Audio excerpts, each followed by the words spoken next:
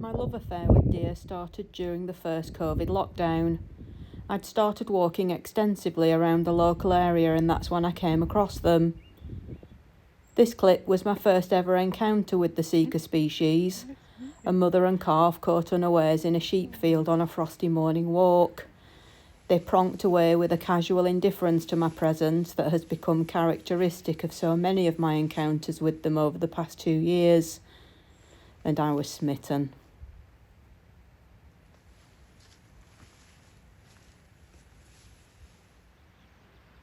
Sika aren't native to the UK. They get their name from the Japanese word for deer and are considered sacred there. They were first imported to Ireland from Japan in 1860 to stock the parks of the landed gentry, aristocratic status symbols and playthings for hunting weekends. In Japan, the Sika are also known as bowing deer, as they bow their heads before being fed. However, it can also be a signal that they're about to headbutt, something they do both for play and to assert dominance in the herd. So when a human bows to a deer, the deer may take it as a challenge and will assume the same stance before charging and attempting to headbutt. Thankfully, that hasn't happened to me yet, nor have I been rutted, much to the amazement of all who know me, considering the amount of time I've spent trying to be assimilated into their herd.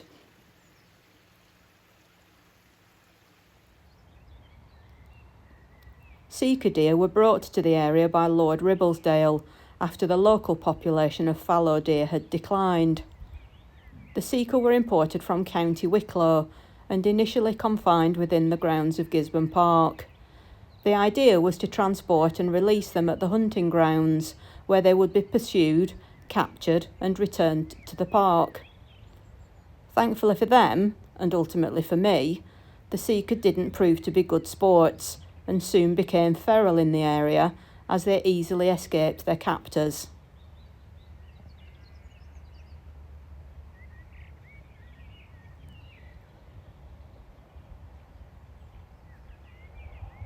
They now roam freely and extensively around the Ribble Valley and have no respect for boundaries.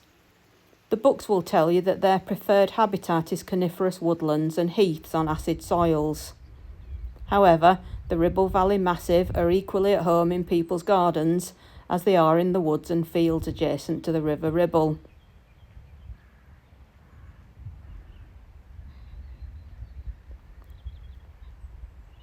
They effortlessly leap over livestock fences, whether that's from a run-up or from a standing start when caught out nibbling on someone's lawn. They'll also limbo under them, where both the terrain and absence of antlers, which the stags shed every spring, allows.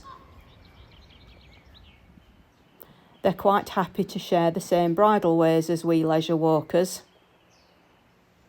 but show scant regard for the highway code.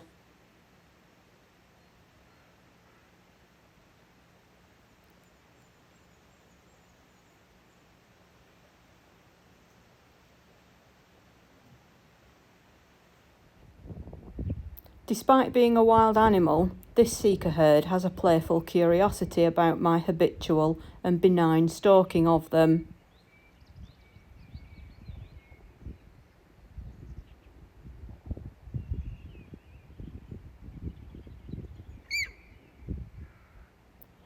I'm not sure they've ever read the books, which are quick to tell you that they're a prey animal and will hear or smell you coming from a literal half-mile away and head for cover.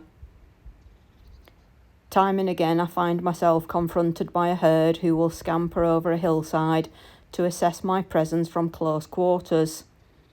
In flight, they will quickly turn on their heels and pronk away with their characteristic heart-shaped white rump in full bloom, though they'll often readily turn around and come right back to check me out again, like a startled child pretending they're not really scared and could easily take me on if they wanted to.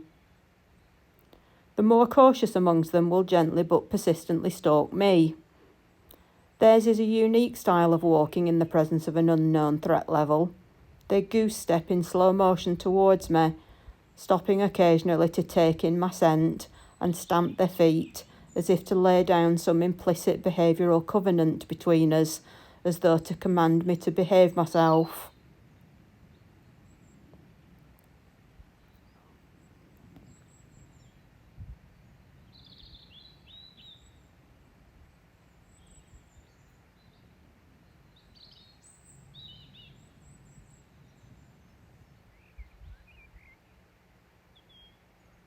Pronking is their tendency to bounce along the ground stiff-legged with all 4 feet off the ground simultaneously when feeling threatened. Evolutionary biologists believe this to be what they call an honest signal to predators that they'll be difficult to catch, a polite way of trying to persuade a predator not to waste their time chasing them, though I prefer to think that they're showing off. This game usually continues for as long as I'm with them.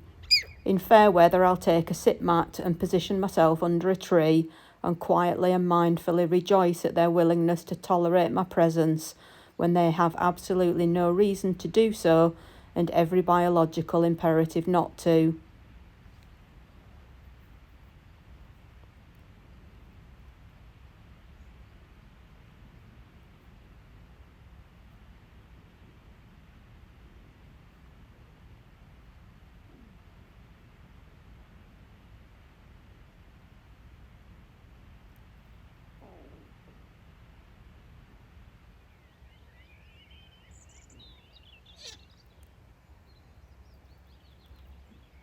Not as grumpy as it looks, the Sika deer's furrowed brow is one of many characteristics which sets it apart from other deer species. One characteristic which is shared is that stags shed their antlers each year, leaving them looking somewhat forlorn until they come back into their full livery later in the summer.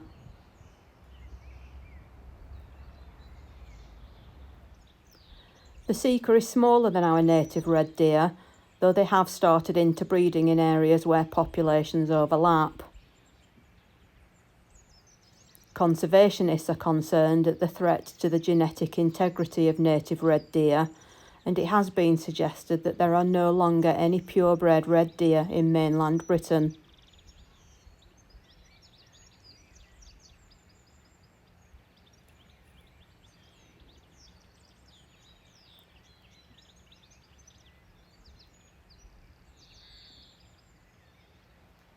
Their coat is reddish-brown with white spots in the summer months and a dark dorsal stripe running the length of their back. Summer-coated Sika can look very similar to fallow deer, though an easy way to tell the two apart is to look at the rump. Fallow deer have long tails with a black stripe running down its length, whilst Sika tails are shorter and normally all white. In the winter months, their coats turn to a muddy grey colour, and a black mane forms on the stags. They have very noticeable white glands on their hind legs and a distinctive white rump which billows out when startled.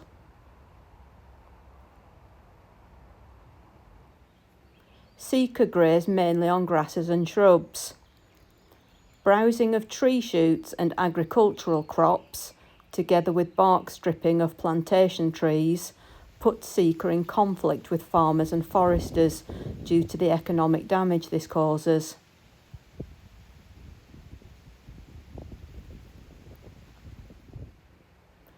Lifestyles vary, with some deer living alone, while others are found in single-sex groups.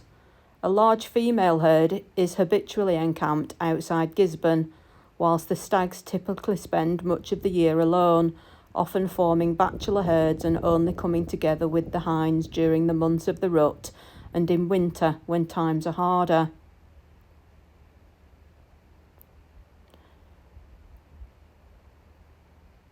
The books tell you that both sexes bark when alarmed. This isn't in fact true. Their alarm call is a high-pitched squeak.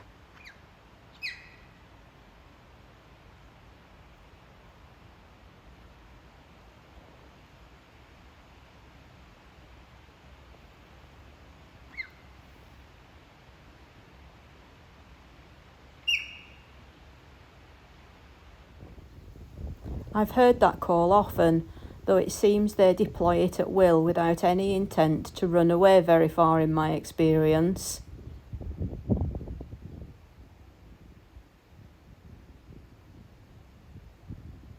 When they do run away, they generally don't run very far and often leave a point guard behind. Indeed, whether running away from or marching towards me, there's usually a leader, a deer risk assessor as it were.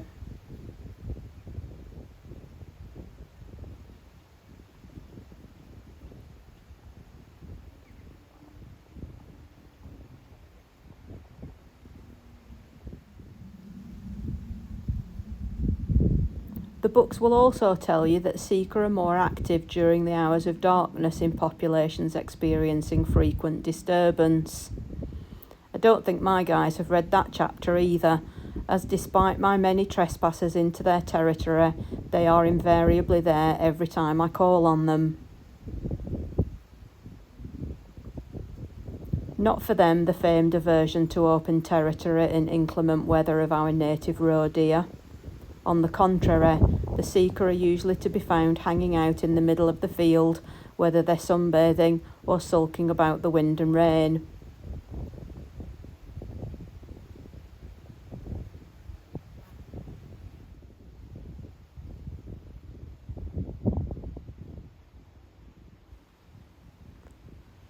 For months leading up to October, sexually mature stags prepare for the most important contest of their lives: access to a harem of fertile females. This preparation consists mainly of eating.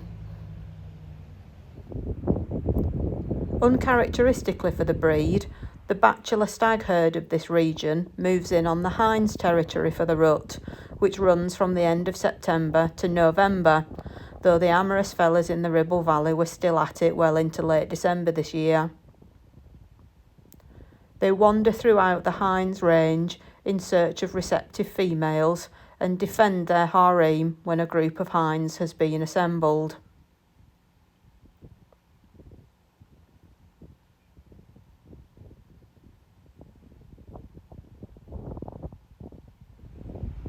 Stags can be seen smelling and at times even licking the air for signs of a hind in season.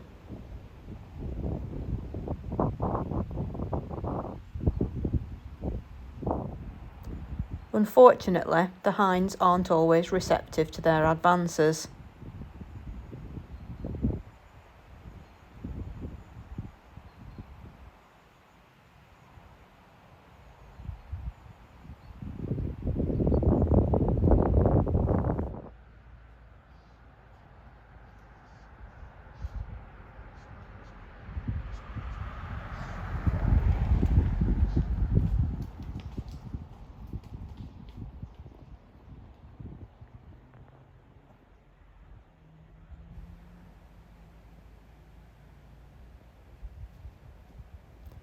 Only the strongest and best conditioned of the many stags in the area will win this competition.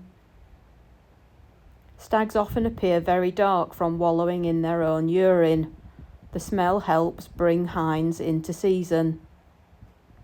The biggest stags hold harems in the middle of the rut when most of the hinds are in season.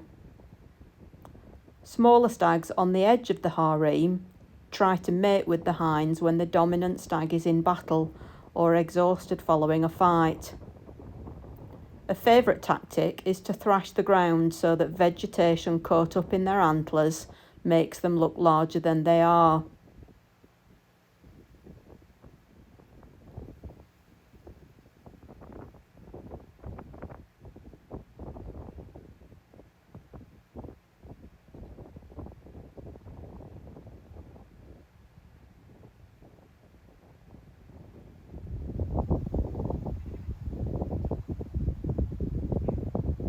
The Sika deer is a highly vocal species, never more so than during the rut, when the stags can often be heard making a noise best described as a squeaking gait, quite unlike the deep roar of the red deer stag.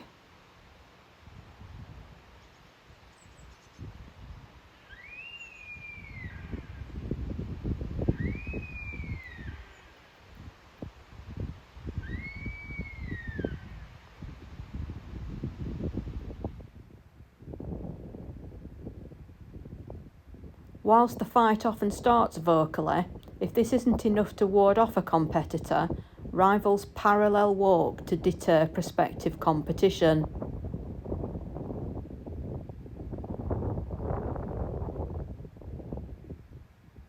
There have been many occasions when I've inadvertently found myself parallel walking when in the middle of a field surrounded by deer on all sides, unable to make my escape without potentially being seen as a threat.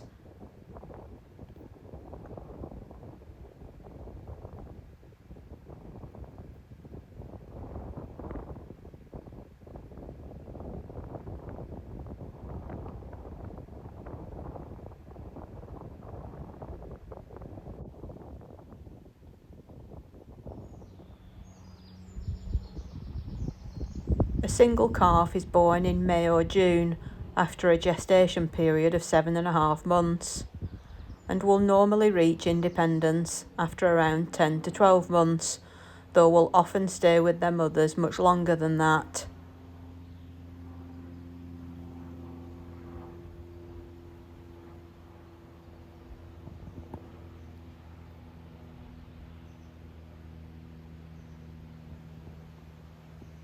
Unlike roe deer, yearlings are not driven off to make way for their siblings, as Sika hinds, certainly in the Ribble Valley, live in herds all year round.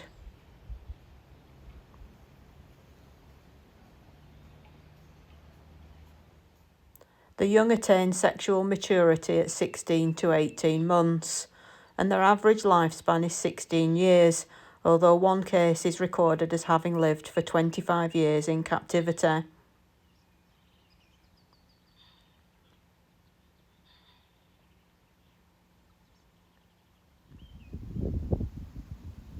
Whether it's because they're descended from park deer, or it's their famed intelligence and an innate ability to discern the presence of an actual threat, I can't say, but their endless willingness to tolerate my incursions into their world never ceases to be humbling.